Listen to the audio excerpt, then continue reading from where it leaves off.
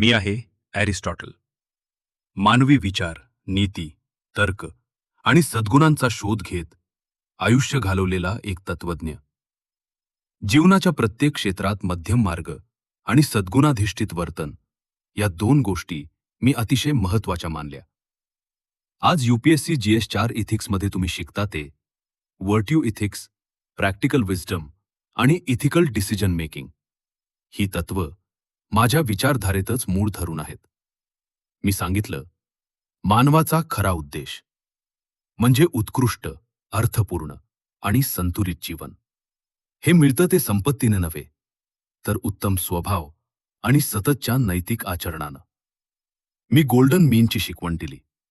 अतिरेक आणि अपुरेपणा दोन्ही टाळा. धैर्य, दया, प्रामाणिकपणा, संयम हे सर्व सद्गुण मध्यम मार्गातच फुलतात. मी लोकांना तर्कशुद्ध विचार शिकवला.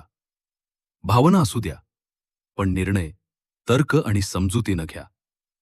प्रत्येक कृतीचा हेतू, परिणाम आणि परिस्थिती पाहून उत्तम निर्णय घ्या. हीच प्रॅक्टिकल विजडम. मी सांगितलं, मानव सामाजिक प्राणी आहे.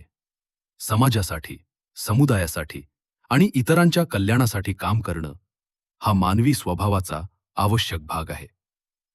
मी शिक्षणाला अत्यंत महत्त्व दिलं. सद्गुणांचा विकास हा जन्मजात नसतो. तो शिकावा लागतो, सरावावा लागतो आणि अनुभवातून घडावा लागतो.